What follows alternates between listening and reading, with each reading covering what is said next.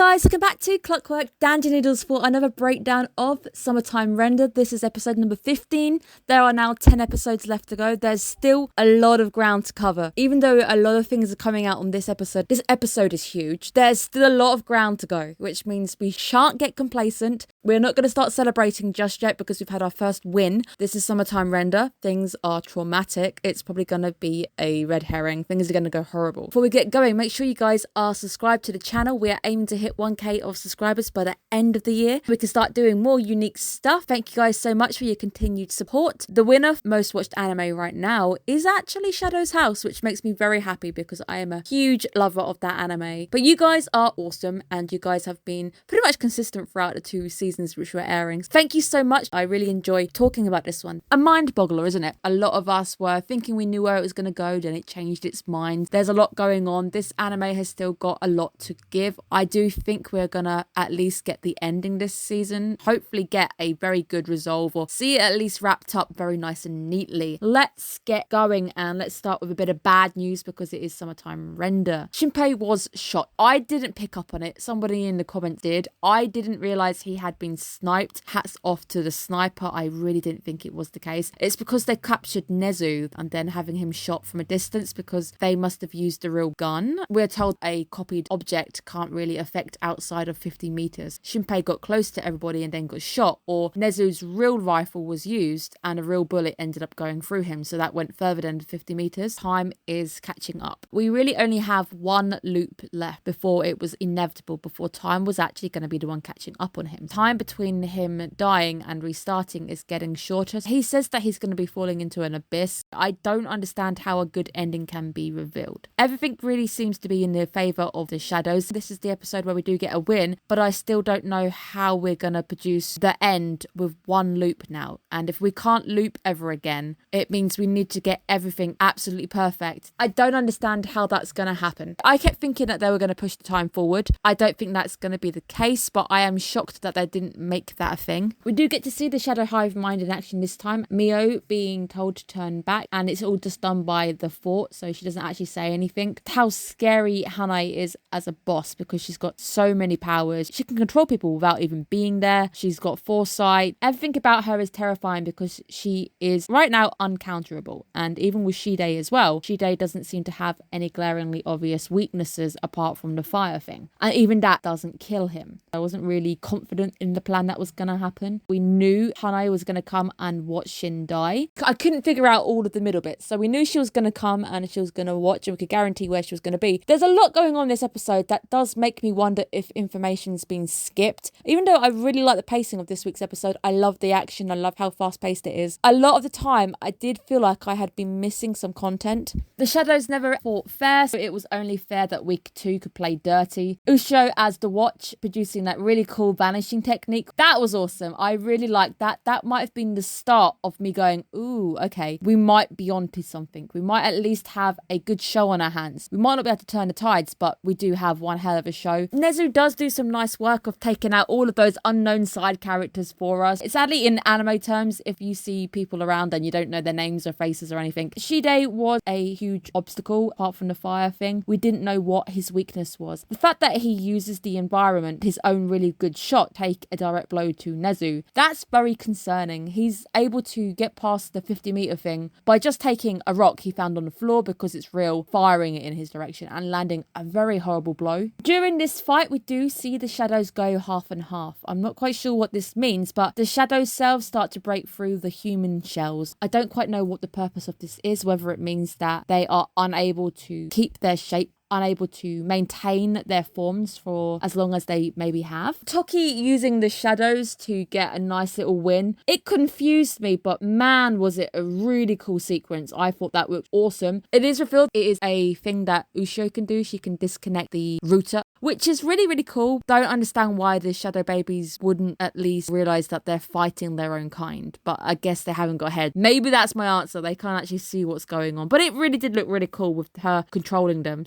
Hanae's foresight only really works for 2 seconds. That's still really handy. You can see what's going to happen. 2 seconds doesn't really give you a great deal of time to change anything. You can see us maybe working our way around this. Big kudos to Nezu and his shooting skills this week because his shooting skills were insane. I think he might have a few secrets down the line somewhere. Usho's ability to sever the shadows, though, going back to that really quickly, probably the first skill I thought that would actually be able to level the playing field. If we were able to isolate Hane, isolate that queen, knock out the router, make everybody useless, not know what's going on, that is probably going to be the method of attack. And I really hope we get to see them using that, at least making a good old go of this final loop. If you isolate Hane, she only really has Shide to herself, and at least that isolates the amount of enemies that you're having to divide your attention amongst. That could be a way of leveling the playing field. The pacing of this episode was really nice. Attack, then an outcome, then an attack, then a switch. I really liked how smooth it was. Really nice editing, some really nice animation this week. The animation and quality of this anime is remarkable, really impressive. I guess as well they've got someone like Disney Plus behind them. Shide does now gain the 6 arms, and we already knew this was going to happen. It was spoiled in the OP, but he gains the 6 arms at the expense of Shiori's parents. They end up being taken in to build up his body. It's 2 less shadows to contend with, but Shide up until this point is already unbeatable. He was unbeatable with 4 arms, and now he's got 6 of them. Crocodile tears or the truth? I personally do not believe her when she said, I'm going to make Shiori the person I bring back from the shadow form. Whether she has that ability to even do that anyway, I don't quite know if she's got the power to bring them back to being human. Once somebody dies and is copied, surely that just means they're gone. They've been erased. I still don't believe her. She basically wants to eat the whole world, consume it, make it all just shadow. I don't understand why you would try and bring anybody back in that situation, because they're going to be lonely if the whole world was gone and you just had 2 people left. The emotional games that Hane was playing to pull on some heartstrings, and it does work. It does create that moment where Usho just stops, because we see Shiori maybe seemingly coming back for a brief second. Her eyes return to life. I don't know if that's just the copy making a really good attempt of trying to be Shiori for a little bit. The lapse in judgment does seemingly cause everything to go pear-shaped. Usho getting grabbed in the air. We see Shin getting shot. I really like the glitching. The glitching was absolutely amazing. You guys know I like the glitch effects, and when we've got Shide on fire burning, he almost seemed a little bit mechanical, that he was breaking down. He was revealing all of these big secrets, and there's something inside Shide. I've got a few theories who it could be once we discuss it at the end, who's inside Shide, because I think it's very important. The switcheroony, I was completely fooled. I honestly thought she was burning. I also thought Shinpei was dead. I was about to start sinning left, right and centre. However, very quickly that sin turned to praise, and I love short hair Usho. She looks amazing with short hair. This switcheroony deserved a hats off moment, me clapping. Genuinely, you got me there. The moment where the air is sucked out and all of the glass explodes, and we've just got Usho's room light. We've got the light of the stage behind her, and you can just see her silhouetted. Beautiful scene. Love the composition. I love the moment the glass all hits the floor.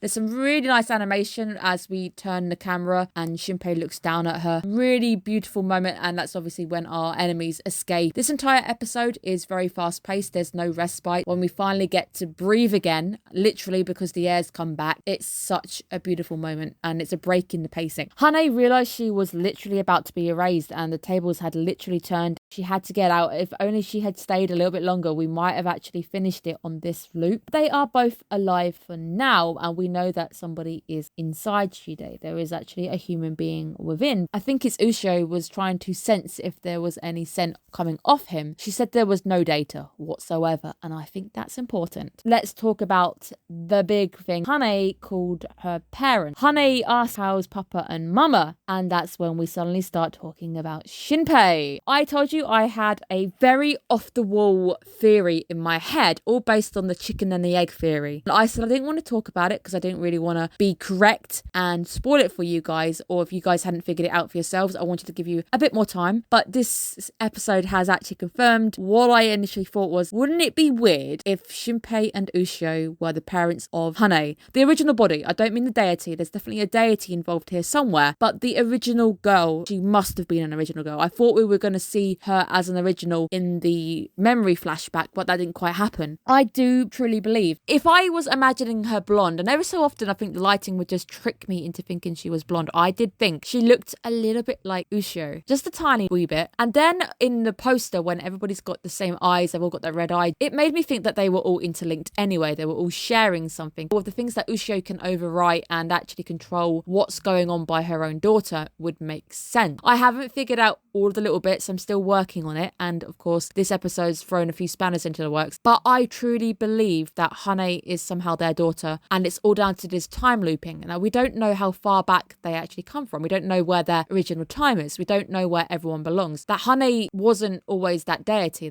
Is it possible that Shinpei and Ushio have travelled very far to get to where we are? Is it also possible Shinpei's real body is inside Shide? And the reason when Ushio is scanning that body, there's no data, is because all that data currently is residing inside Shinpei and the copy that he is. And that's why he's got vague memories or things are glitching around and she's able to copy onto him and stuff. And trying to make it work, that is now my big theory. I'm glad I get to at least talk about it with you guys. Whether you also came to those conclusions, I didn't get a pretty clear look. I think it was just a hand we saw anyways. You can't really tell if it was feminine or not. At the end, Shide does say that, the final loop's about to happen, but he believes that Shinpei's about to die. However, we see that Shinpei actually had a bulletproof vest on. I don't think anybody's gonna die this time round, which means we actually still have 2 loops left. I don't know if a new loop is gonna start. I don't know if he is gonna suffer damage suddenly. He might not die. At the end, we leave off on the idea that Shadow Mio is now going to be forced to become one of the crew. We're going to have 2 Mios on our side. Even if it is forced, it does seem like we're trying to at least coexist with the shadows. More allies to play with, more numbers, less shadows to fight. A lot of things to consider. The pacing was great. It was one hell of a showdown. I wasn't expecting there to be this much of an action-jammed episode. We have 10 episodes. A lot can still happen. A lot can change. We need to somehow work out how we're going to beat a deity. I don't think Ushio and Shinpei know who she is, so I don't understand how that's going to be lined up. I think there's a lot of plot still to go. I do worry they're going to crush it all down. Even this episode felt a little bit ahead of itself. It felt like we were missing some pieces. I was very happy to start seeing the tides turn, and I'm so relieved that this is our first win. Gonna be interesting to see where we go next. But very interested to see how you feel about my ideas that Shide is Shinpei's body. Shide isn't too far from the word Shin. Shide, Shinpei. Maybe that's the case, and that's actually why there's no data in that body, because it's the shell and the consciousness has been moved across, and that's the ability that Ushio as a mum has, and maybe that's why they have got some powers over the vessel that is Hane, and I don't know if the deity has figured that out yet. Very excited, happy to finally tell you guys the thing I've been sat on for a bit. Thank you guys so much. It was one hell of an episode. I hope you guys have got a good weekend planned. Take care of yourselves. Thank you so much. Bye bye guys.